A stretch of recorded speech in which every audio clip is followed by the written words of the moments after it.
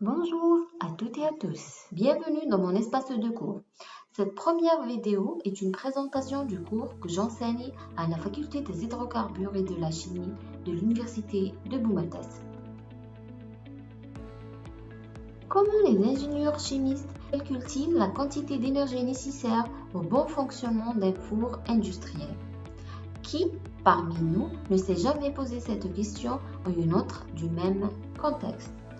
La réponse à cette question et bien d'autres se trouve dans la thermodynamique chimique, module que j'enseigne.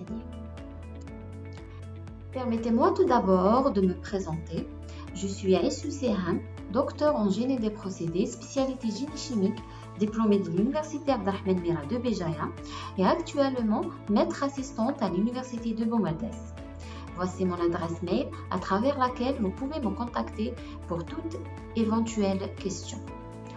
Vous trouverez aussi ma chaîne YouTube que j'ai créée pour transmettre mes connaissances dans le domaine du génie des procédés.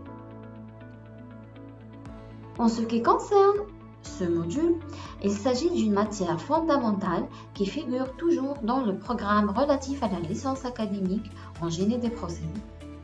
Pour ce qui est du volume horaire, il comprend 1h30 de cours à qui s'additionnent 1h30 de TD et 1h30 de TP par semaine, répartis sur un semestre de 10 semaines. Ce module est évalué avec un coefficient de 3 et attribue 5 crédits universitaires.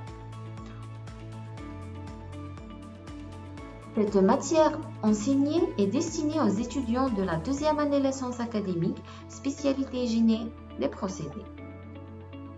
Concernant les objectifs du cours, il est prévu qu'à son terme, l'apprenant sera en mesure de maîtriser plusieurs compétences. Premièrement, il comprendra les énoncés des 3 principes de la thermodynamique. Il sera capable de les appliquer pour l'étude de différents systèmes chimiques. Ensuite, il sera apte de différencier entre les différents types déséquilibres chimiques et entre les gaz parfaits et réels. De plus, l'apprenant sera capable de résoudre des problèmes relatifs aux équilibres chimiques et d'autres problèmes relatifs aux gaz réels. Pour pouvoir suivre ce cours, il est important de posséder certaines connaissances de base et des compétences préalables pour réussir. Les connaissances mathématiques, des connaissances en thermodynamique et dernièrement, il faut s'armer d'un haut niveau d'énergie, volonté et de patience.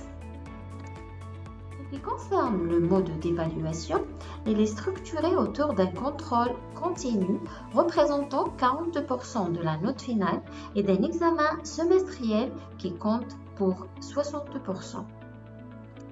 Nous arrivons à la fin de cette vidéo. Je vous remercie de m'avoir prêté attention et à une prochaine vidéo.